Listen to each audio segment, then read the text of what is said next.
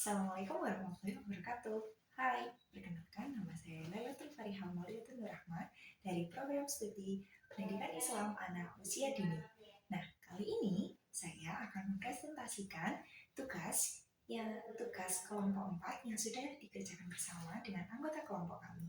Nah, saya sebagai perwakilan dari kelompok 4 akan memperkenalkan anggota saya terlebih dahulu. Ada Bu Ani, ada Bu Desi, Bu Kobi, dan Bu Nurul, serta saya.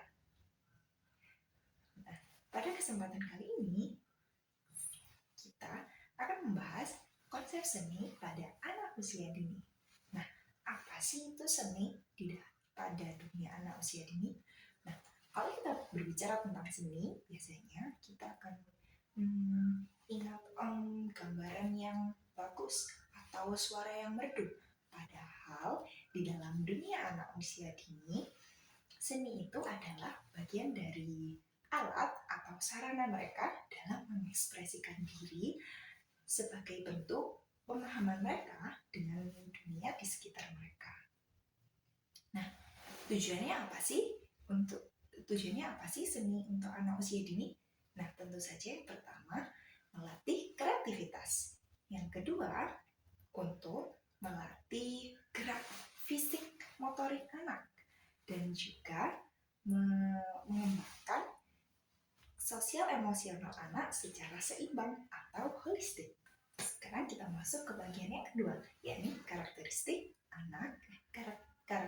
seni anak usia dini. Nah, di dalam dunia anak usia dini, seni itu bisa menjadi 3 macam, yakni ada tari, ada musik, dan juga ada seni rupa. Untuk tari, biasanya gerakannya lebih sederhana dan biasanya meniru gerakan hewan ataupun gerakan alam seperti gerakannya pohon ketika tertiup angin. Nah, kalau musik, biasanya musiknya lebih pelan atau ketukannya jelas dan biasanya mereka akan menyanyikan dengan semangat. Nah, kalau seni rupa, mereka biasanya lebih suka untuk mencoba hal yang baru. Contohnya melukis atau membuat kolase seperti menempel daun atau ranting. Ini kita berada di kreativitas anak. Nah, biasanya ciri-ciri anak kreatif itu dia punya rasa ingin tahu yang tinggi. Dia juga suka mencoba yang akhirnya dia suka mencoba hal yang baru. Nah, biasanya penghambatnya itu datangnya dari internal. Bisa karena anaknya dilarang-larang atau tidak boleh melakukan hal ini atau hal itu, ataupun karena dia dituntut harus misalnya nih kalau menggambar dia harus dituntut gambarnya itu rapi, gambarnya itu jelas, padahal gambar yang misalnya hanya coretan saja itu juga termasuk dalam seni anak. Itu adalah kemampuan ekspresi mereka meskipun masih perlu bimbingan lebih lanjut. Nah, terus kita masuk ke halaman selanjutnya, yakni metode pembelajaran seni pada anak usia dini. Nah, prinsip utama kita adalah belajar sambil bermain. Hal ini bisa membuat anak jadi bebas untuk mengekspresikan dirinya. Dan tentunya guru di sini bukan jadi pendikte, tapi kita sebagai motivator atau menyemangati anak agar anaknya bisa dengan leluasa mengeluarkan ekspresi mereka. Selanjutnya ada pembelajaran terpadu. Nah, apa sih itu pembelajaran terpadu? Maksudnya di sini pembelajaran terpadu adalah menggabungkan antara tari, musik, dan juga seni rupa. Kalau contoh gampangnya nih, kita bisa mengambil tema alam. Nah, di sana kita bisa awali dengan menyanyi lagu-lagu yang berhubungan dengan alam. Misalnya, lihat kebunku penuh dengan bunga. Nah, lalu dilanjutkan dengan gerakan-gerakan meniru bunga yang menari-nari di tiup angin, ataupun bisa meniru lebah yang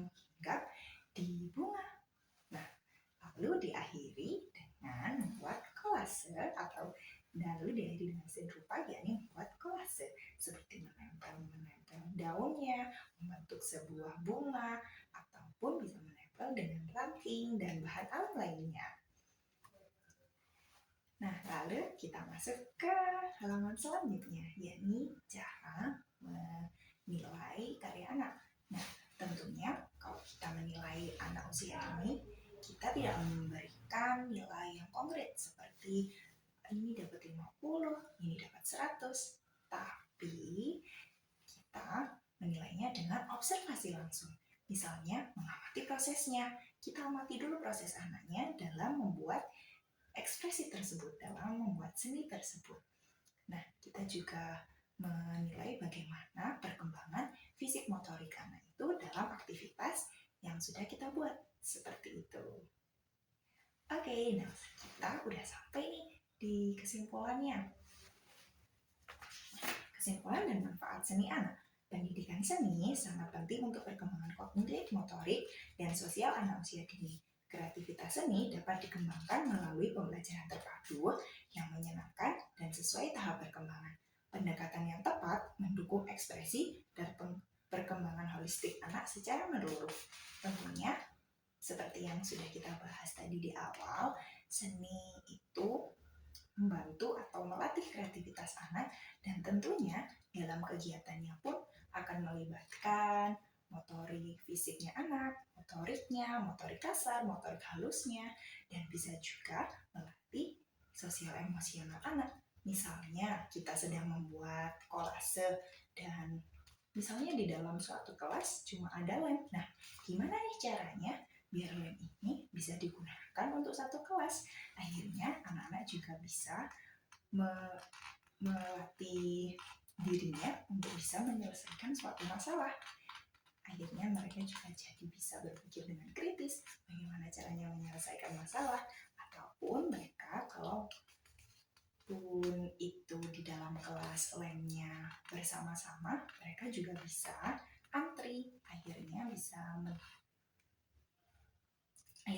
mengembangkan sosial emosional mereka dengan bermain bersama dengan teman-temannya. Oke, mungkin dari saya cukup sekian. Kalau ada yang mau ditanyakan, bisa hubungi teman-teman saya ataupun saya lewat WA dan apapun, dan hubungi lewat manapun juga boleh, atau meninggalkan komentar. Dan terima kasih sudah menonton. Wassalamualaikum warahmatullahi wabarakatuh.